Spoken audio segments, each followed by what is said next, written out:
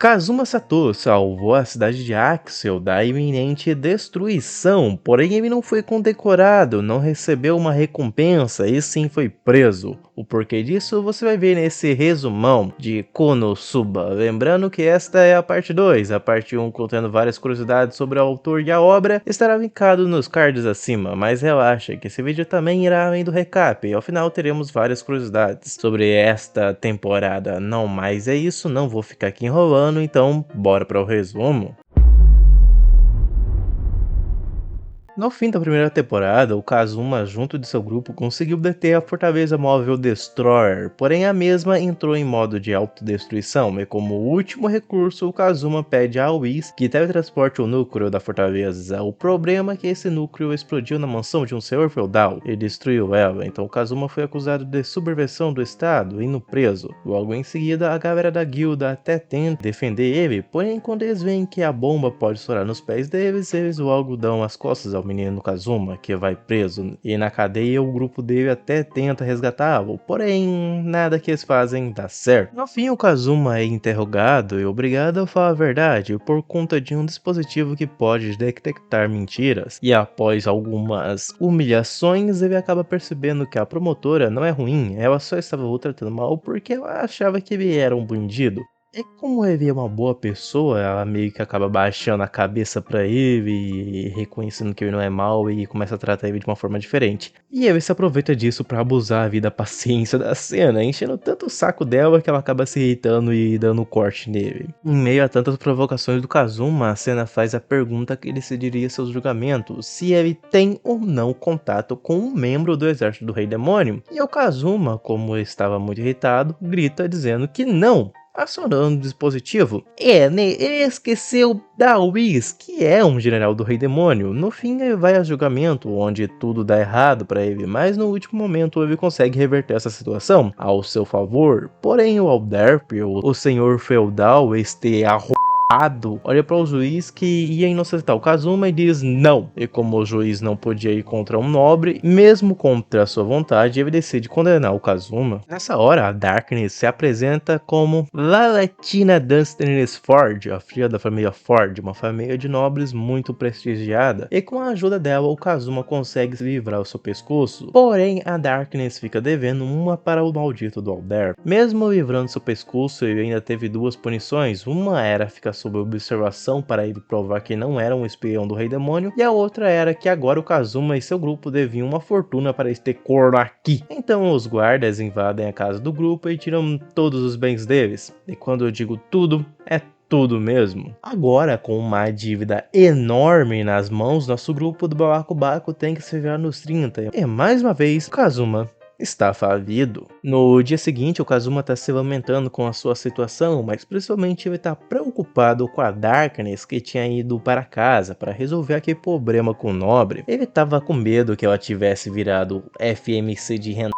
Porém, nessa hora, a Megumin aparece com um gato e pergunta se ela pode ficar com ele. A Aqua até chega a dizer que este gato tem uma aura maligna, olha o foreshadow, porém eles concordam em deixar a garota com o gato. Nessa hora, a Senna aparece, essa que é a promotora que está a cargo de observar o Kazuma, que apareceu ali pedindo para eles lidarem com sapos gigantes que acordaram no inverno. Acontece que esses sapos hibernam no inverno, porém a Megumin fez uma baguncinha quando estava tentando liberar o Kazuma. Eles foram acordados mais cedo. Lá rola de tudo. O Kazuma mostra sua nova habilidade, atirar, que não faz nada. E no fim dá tudo errado. Todas as garotas são engolidas pelos sapos e quando o Kazuma seria comido, eles são salvos pela Yun-Yun. Essa garota que é a autoproclamada rival do Megumi, que apesar da Megumi negar, elas são sim boas amigas. A Yun-Yun é um demônio carmesim e acompanha a Megumin desde o começo, desde a época da escola. Inclusive essas duas têm muita história juntas. No fim, a Megumin e Yun duelam, a Yun acaba melecado, o Kazuma e Megumin voltam pra casa, rola uma discussão de quem vai tomar banho primeiro, e no fim o Kazuma e Megumin tomam banho juntos, a Aqua descobre e apelida o Kazuma de Evolve Maníaco, mó putaria.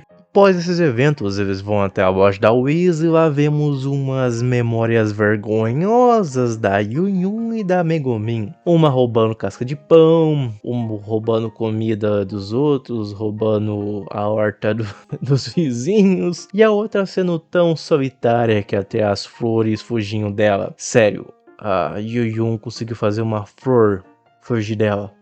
Nenhuma fodendo flor que tá enterrada no chão, que eu acho que não deveria sair andando, fugiu da coitada.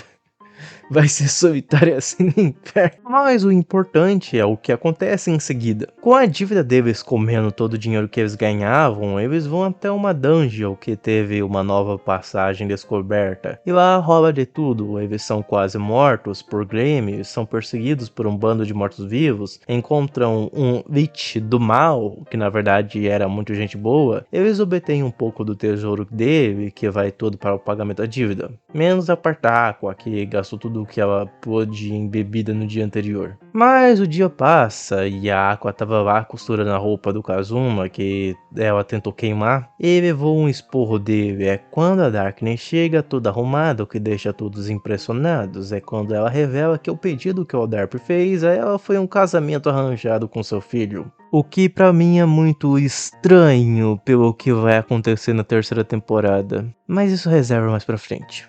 A Darkness não queria de jeito nenhum esse casamento, porém o Kazuma, vendo aí uma oportunidade de se livrar dela, decide que vai ajudar essa união a se concretizar. Porém, entretanto, todavia, a cena aparece falando que um bando de monstros estranhos apareceu perto da cidade. Nessa hora o Kazuma aproveita para se livrar da Megumin, que poderia atrapalhar seu plano. A cena corta para eles já na mansão da Lalatina, onde eles conhecem o pai dela, que é muito gente boa. Ele pede para o Kazuma cuidar da filha dele e caso o casamento fosse bem sucedido, ele o recompensaria. E falando em dinheiro, o olhinho do Kazuma já acende. Enquanto eles se trocavam, ficamos sabendo que o filho do Alderp é um completo cavaleiro, é um bom partido, gentil e confiável, coisas que a Lalatina odeia. Ela quer um crápula, tipo Kazuma, para casar com ela. Um tempo depois, ele chega, a Darkness tenta fazer de tudo para acabar com esse casamento e ela consegue. O cara é tão gente boa que só aceita. Inclusive a Darkness até manda um "eu tô grávida" do Kazuma, o que deixa todo mundo chocado. O pai dela quase tem um infarto e a Aqua fica louca para fofocar. É nessa hora que a cena aparece atrás deles. Acontece que na dungeon que o Kazuma limpou, um monte de monstros começou a aparecer e como o Kazuma é meio que suspeito ainda, eles são obrigados a ir lá resolver. Lá dentro, ele e a Darkness encontram o Vanir, demônio que é um general do Rei Demônio. Vanir deseja morrer em um embate épico contra aventureiros para trollar eles no final. Ele estava naquela dungeon porque lá seria o lugar perfeito para transformar na sua dungeon e ele só não conseguiu isso ainda por causa do selo que a Aqua colocou naquele lugar quando exorcizou aquele Lich. No fim, ele acaba possuindo a Darkness e é engraçado ver que ela continua sendo uma pervertida mesmo estando possuída. Ela é tão doida que ela até chega a deixar o Vanir envergonhado e olha que é um demônio. E vendo que a situação estava indo de mal a pior, a Darkness pede a Megumin que use o Explosion nela, coisa que a Megumin faz, e aqui vemos toda a glória da resistência da Darkness. Ela tancou um fodendo Explosion de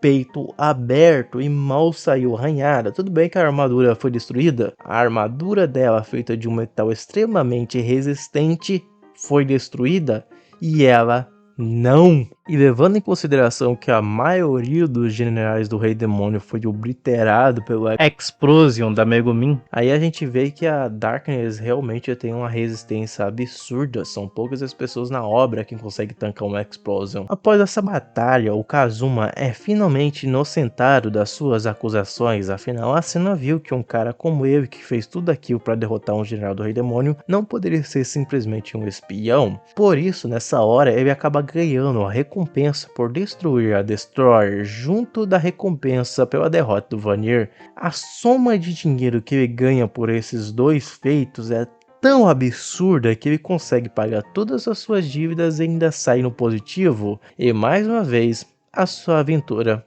começa. Dessa vez, pra valer. No dia seguinte, o Kazuma e a Darkness vão até a loja da Whis e descobrem que o Vanir ainda tá vivo. Acontece que ele é um demônio e seu corpo verdadeiro ainda está no inferno, então ele sobreviveu. Após o Vanir fazer a Darkness passar vergonha e fazer um certo acordo com o Kazuma para vender as parafernálias que ele queria, eles saem dali todos felizes. No meio disso, o Kazuma passa na loja de um ferreiro que ele estava aprendendo a arte da ferraria para pegar sua armadura e sua nova espada, que não servem. Meio que a armadura é pesada demais para ele usar e a espada dele é longa demais. Até rola uma situação engraçada porque o ferreiro dá para ele um papel para ele escrever o nome da espada e o Kazuma fica todo indeciso de qual seria o grandioso nome da sua espada. E a Megumi nessa hora vai lá e dá o nome para a espada dele de Shunsumaru e ele surta com isso. Após passar um pouco de raiva, o Kazuma vai fazer uma missão junto do seu grupo e dessa vez para lidar com os lagartos corredores, um tipo de lagarto gigantesco que corre extremamente rápido quando tá a fim de se procriar. E adivinha, todo mundo se ferra, e é claro, por culpa da água que fode com o plano do Kazuma. E quando o Kazuma consegue resolver o problema, ele morre porque caiu da árvore e quebrou o pescoço. E mais uma vez ele faz birra para ser ressuscitado. Ele fica ali no trono com a Ares, conversando um pouco com ela e notando que parece que ele já viu ela em algum lugar, né?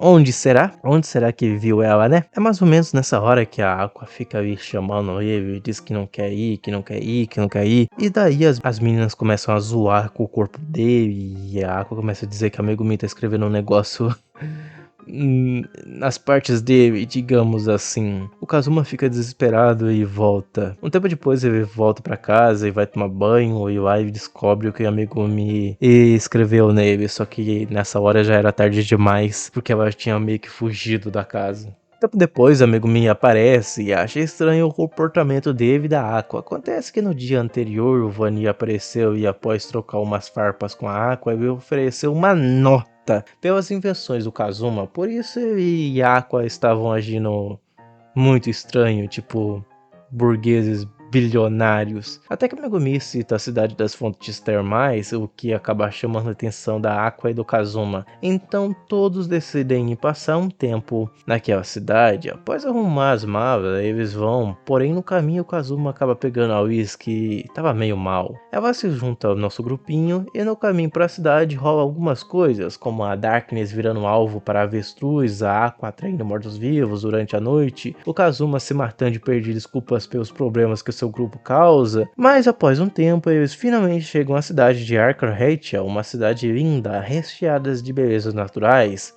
E religiosos, malucos, fanáticos que farão de tudo para te converter a adorador da deusa Aqua. E sério, todo mundo nessa cidade tem um parafuso a menos. O Kazuma e a Darkness até tentam dar uma volta pela cidade, só que aonde quer que eles vão, tem um maluco tentando fazer eles entrarem para o culto da Aqua. É sério, é infestação. Todos da cidade são doidos. Após sofrer por conta dos cultistas da Aqua, o Kazuma acaba surtando e vai até o templo da cidade reclamar. E lá ele encontra a Aqua se passando por uma sacerdotisa e dando conselhos nem um pouco suspeitos. Kazuma vê essa situação e acaba surtando. Ele volta para o hotel e se encontra com a Whis, que tinha acabado de voltar das fontes termais. Ele fica triste por não poder ter ido com ela, porém ele decide finalmente ir conhecer os banhos. E lá ele entra no banho misto e vê duas pessoas nem um pouco suspeitas, uma mulher que decide sair, afinal o Kazuma estava com o olhar fixo nela, e o outro é um homem, bem, que não parece estar nada bem.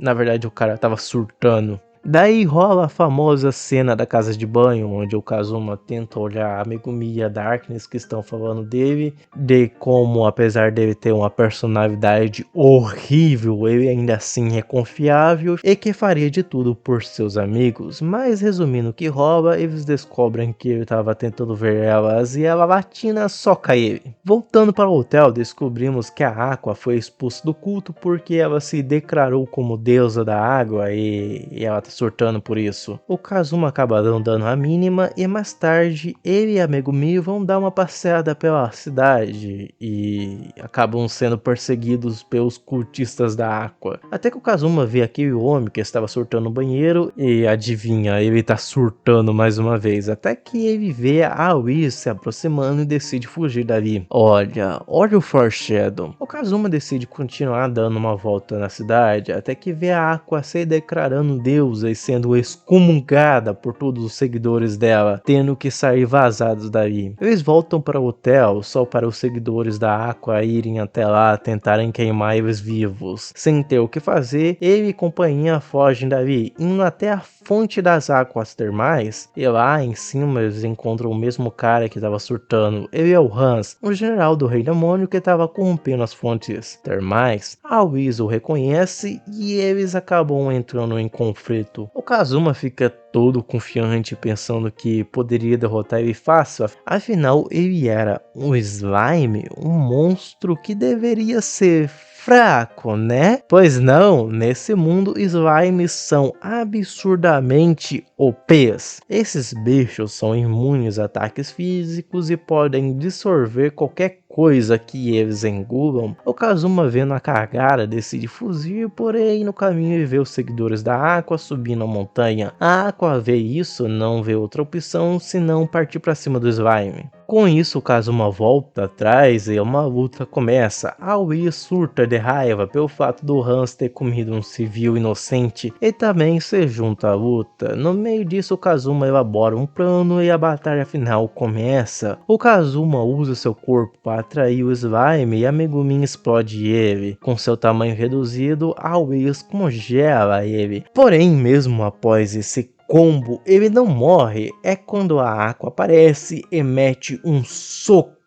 nele, carregado de energia divina. E com a ajuda da fé de seus seguidores que oravam por ela, a Aqua finalmente derrota o Hans. Nessa treta aí, o Kazuma morre dissolvido, virando um saco de ossos. E mais tarde, adivinha, a Aqua o revive. No outro dia, eles tiveram que fugir da cidade, pois a Aqua purificou as fontes termais, adquirindo um ódio mortal de todos os habitantes daquela cidade. E mais uma temporada acaba, com o Kazuma voltando para casa e se aconchegando no sofá, pois não há nada melhor que o celular.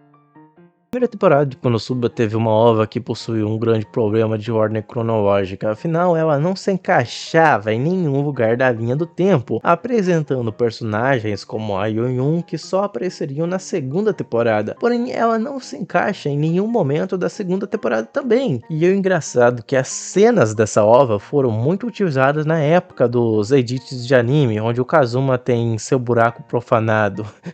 Inclusive eu conheci esse anime por essa cena. A segunda temporada também teve uma ova, mas essa não teve o problema da primeira, podendo ter seus eventos encaixados ao final da segunda temporada.